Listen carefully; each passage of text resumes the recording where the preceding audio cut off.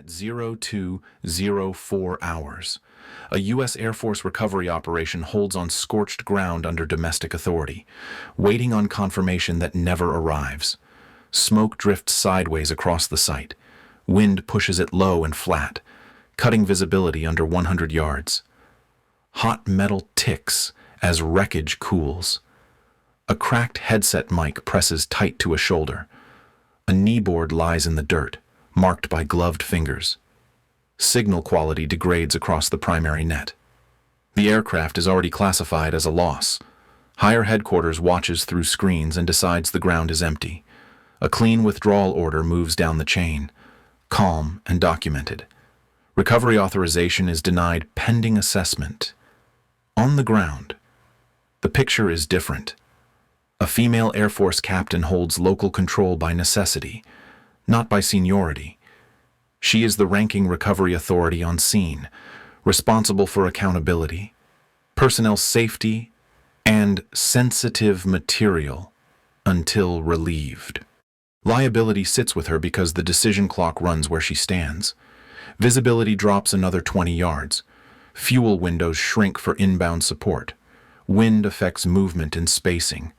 Gear shows heat stress and dust intrusion. Radio hiss breaks the quiet between updates.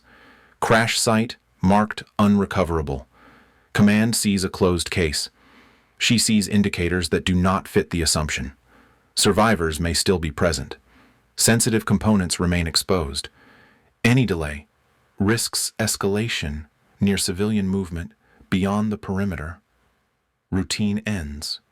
This account exists because actions are logged under U.S. authority. The ground stays quiet except for wind through smoke and radios idling. A mission log page flips in the dust. A headset rests where it drops. A timestamp indicator blinks. Record integrity confirmed. Recorded under U.S. authority. Visibility remains under 100 yards. If you follow documented operations, subscribe now. Then state where you are listening from right now today. At 0212 hours, the recovery site settles into a holding pattern that looks stable only from a distance. The strip under U.S. control is improvised, scraped flat across uneven ground. It is barely wide enough for limited rotary access and marked by temporary panels weighted with rocks. Flat light washes everything the same color. Smoke and dust move together, pushed sideways by a steady wind that never fully stops. Visibility fluctuates, sometimes opening to 100 yards, sometimes collapsing to half that without warning. Visibility fluctuates below 100 yards. Aircraft wreckage sits off the eastern edge of the strip. Metal skin is peeled back. Components are scattered but accounted for on initial visual checks. Heat still radiates from darker sections, and the ticking sound continues as parts cool. The ground is uneven, churned by impact and foot traffic, forcing deliberate movement and spacing. Radios show strain. Headsets are dusted and wiped repeatedly. Signal clarity comes and goes as the wind interferes with audio. Batteries are rotated to conserve power. Fuel windows for potential inbound support tighten with every minute on station, measured in pounds remaining and minutes of safe loiter. Fuel margins decrease across all supporting assets. The female Air Force operator on the ground holds authority by necessity, not by seniority. She is the designated ground lead for recovery, responsible for accountability, perimeter coordination, and reporting. She does not outrank everyone involved, but she is the point where decisions meet reality. Until relieved, liability for ground truth rests with her. Her gloves are dirt-streaked.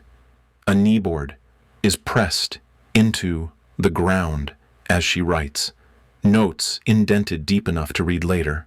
A radio handset, worn smooth from use, stays close. Dust settles on gear that cannot be packed yet.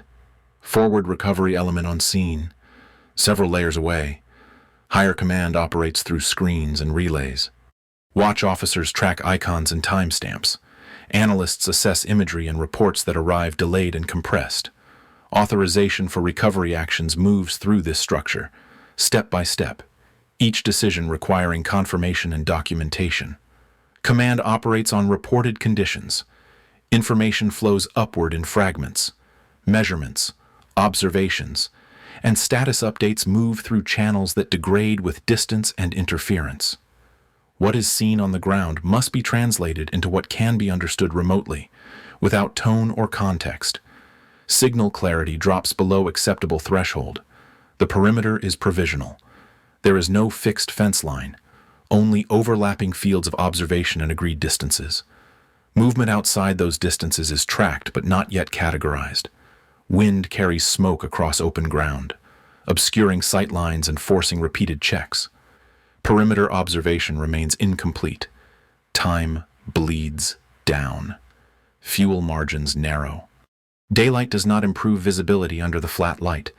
The longer the sight holds, the more assumptions begin to replace direct confirmation. Command assessments rely on initial classification. The operator reports what she can verify. She does not speculate. She documents terrain, visibility, and equipment condition. She reports what is accounted for and what is not. She notes inconsistencies between expected and observed conditions without assigning motive or intent. Distant rotor noise is audible but not overhead. The system holds because it has not yet been tested. The first strain appears when a recovery request meets hesitation. Authorization pauses, pending further confirmation that the site is empty enough to disengage safely. The assumption of absence hardens into planning. Recovery support remains on hold. That pause is the fracture point. By 0240 hours, the recovery site compresses. Light shifts without improving visibility.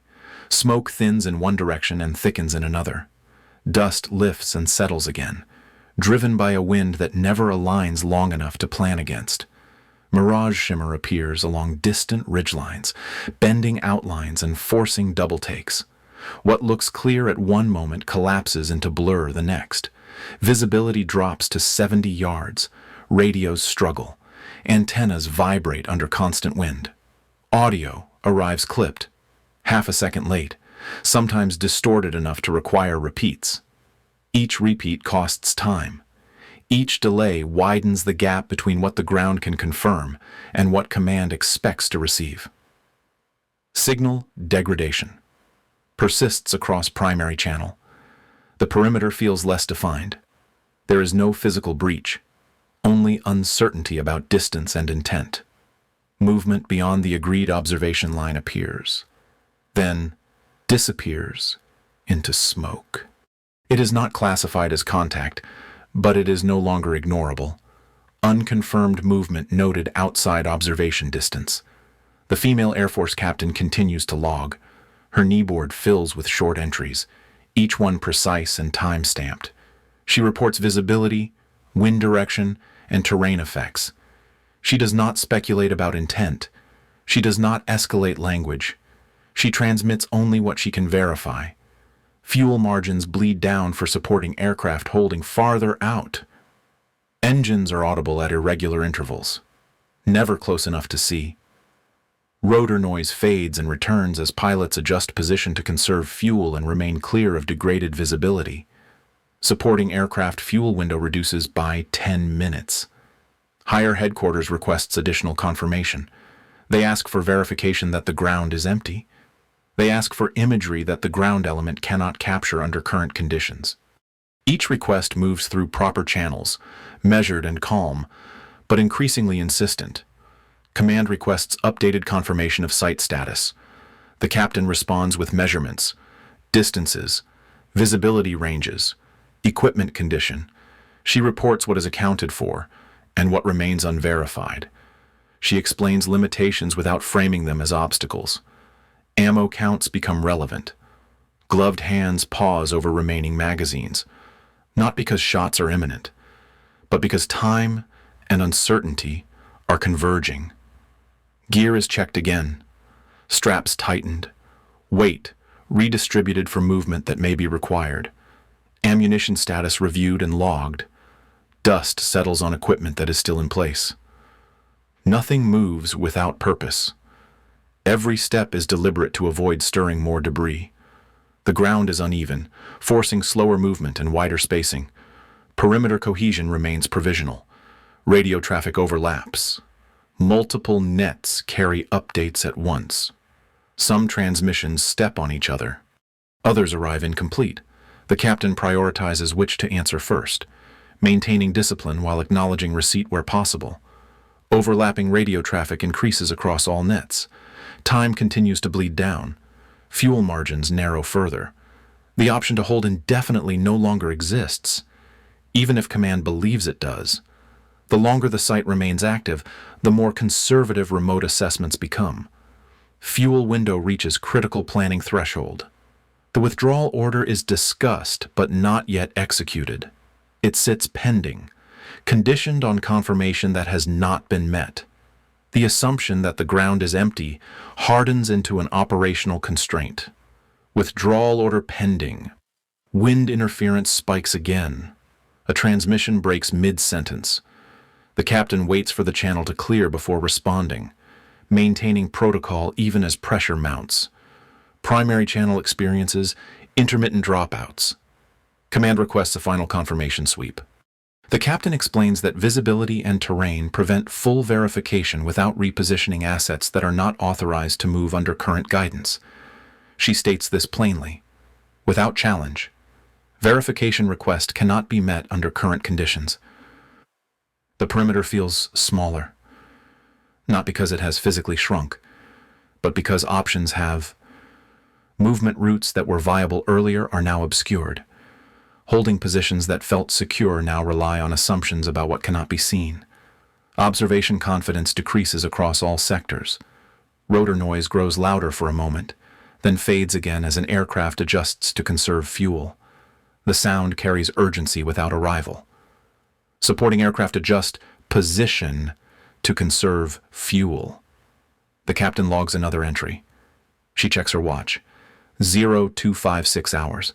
The numbers matter because they define how long this configuration can hold before it becomes unsafe. Time on station exceeds planned duration. Higher headquarters acknowledges the constraints but maintains the standing order framework. They require confirmation to proceed. They do not yet have it. Command maintains conservative posture pending confirmation. This is the last stable second. Under the current assumptions, the site cannot remain viable much longer. If nothing changes, the withdrawal will execute by default, not by resolution. At 03:01 hours, the picture sharpens just enough to be measured. Dust and smoke still move across open ground, but the wind steadies for a moment. Visibility stabilizes at roughly 120 yards along the western approach. Mirage shimmer fades enough to separate movement from distortion. Distance can now be spoken without qualification. Visibility stabilizes beyond 100 yards. The female Air Force captain does not change posture. She does not raise her voice. She brings the radio handset closer, the casing worn smooth from hours of use, and begins transmitting measurements. She reports distances in yards. She reports bearing changes. She reports movement speed relative to fixed terrain features. She states what is confirmed and what remains unverified. Each sentence is paced, recorded, and repeatable. Confirmed movement observed at 140 yards. Wind interference continues, but the channel clears intermittently. Her transmission cuts through overlapping traffic because it carries data, not inference. She references her kneeboard. Entries are marked deeper now, pressed hard enough to remain legible later. Times, distances, and observations align. Nothing contradicts the previous logs. The record holds. Correlation achieved between ground observation and remote feed. Higher authority acknowledges receipt. Analysts compare the reported measurements against updated sensor returns.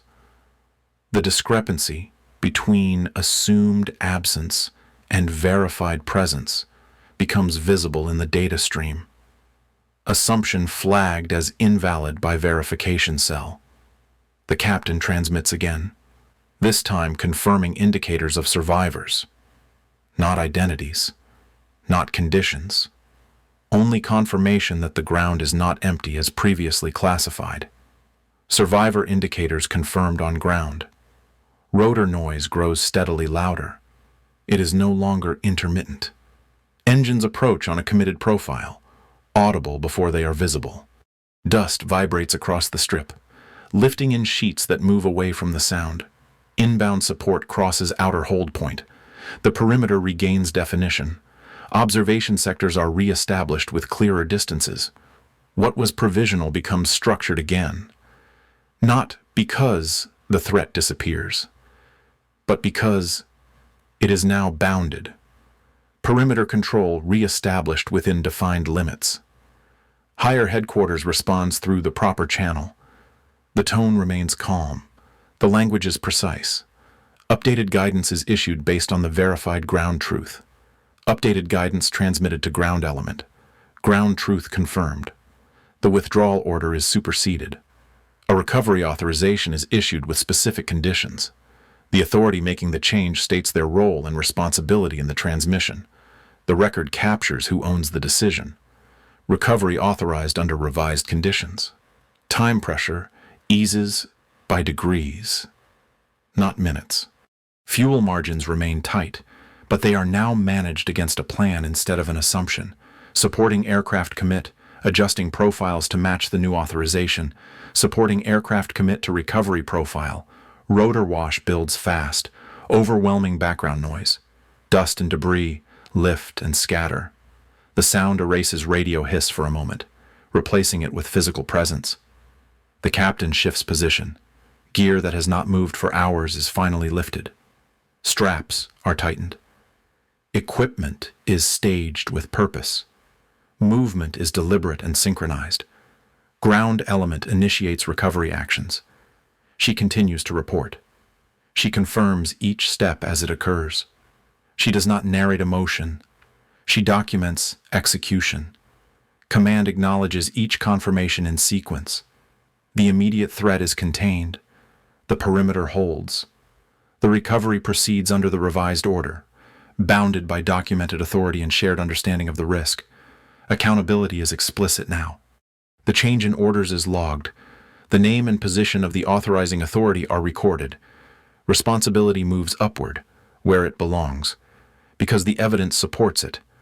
Order change recorded with named authority. Rotor noise dominates the soundscape as the recovery enters its next phase. The dust settles only where movement stops. The system holds, not because it avoided error, but because it corrected it. This is what survives. After the recovery completes, the site cools. Smoke thins and drifts away from the strip. The wind eases just enough to let dust settle back into the ground. Light shifts toward dusk, flattening edges and slowing movement. What was active minutes ago becomes still by degrees. Equipment rests where it is set down. Radios are quiet and placed face up. No one rushes to pack. The urgency has passed, but the work has not. After action, notes are laid out on a table, pages weighted against the breeze. Each entry reflects a decision, a transmission, a confirmation. Times align. Measurements match. Nothing is added after the fact. Nothing is removed. Documentation finalized and logged. Boots line the edge of the flight line in pairs, evenly spaced. Aircraft sit powered down under cooling light. The strip looks ordinary now, which is how it is supposed to look when the system works. Accountability is not optional. The chain of command remains intact. Authority does not shift through argument or personality. It shifts through record. Decisions are acknowledged. Responsibility is named. Each level accepts what it owns, because the documentation makes ownership clear. The female Air Force captain does not claim credit. She does not explain herself. She does not need to. The moment she transmits verified information, she accepts responsibility for its accuracy. When higher authority acts on that information, responsibility transfers with the order. That handoff is visible in the log. A quiet radio sits off to the side, no longer active. There is no chatter, only a low ambient hum from equipment cooling and generators idling down. This is the ethic that holds. Duty is not convenience. It is obligation to people when assumptions fail. Accountability is not punishment. It is continuity. Records close the loop. The system carries forward what is documented, not what is felt. That is how the correct outcome survives, and how the next decision starts on solid ground. Darkness closes in across the strip. Dust still moves at ground level, curling around boots that do not shift. Inside a dim command space, a map screen glows. Lines and symbols remain clean, separated from what the ground carries. A static-filled headset rests against a knee. Interference rises and falls with no pattern. Signal quality drops another notch. Order or obligation. The first option is compliance. A lawful withdrawal order executes immediately, preserving force and protecting the system from further exposure. The second option is delay with purpose. Hold position just long enough to document proof that survives review and shifts responsibility up the chain. Time margin continues to shrink. Both paths carry cost. One risks abandonment of people on the ground. The other risks violation if proof fails. Decision window narrows under authority with consequences documented formally. State your choice in the comments now. Comply immediately or hold to document. The flight line settles into night. Lights power down one by one. The horizon clears under a dark sky with no movement beyond the perimeter. Paperwork stacks in deliberate order on a table. Reports align by time and signature. Powered down equipment rests where it belongs. Cooled and accounted for. Operations complete. Rotor wash fades into silence. What remains is the record. It moves forward through proper channels, intact and traceable. Responsibility is carried with it because every decision is logged and owned. System secured. Next mission already waiting. This incident holds as documentation, not as story. It exists, so the next decision starts with facts instead of assumptions. And so, accountability does not depend on memory.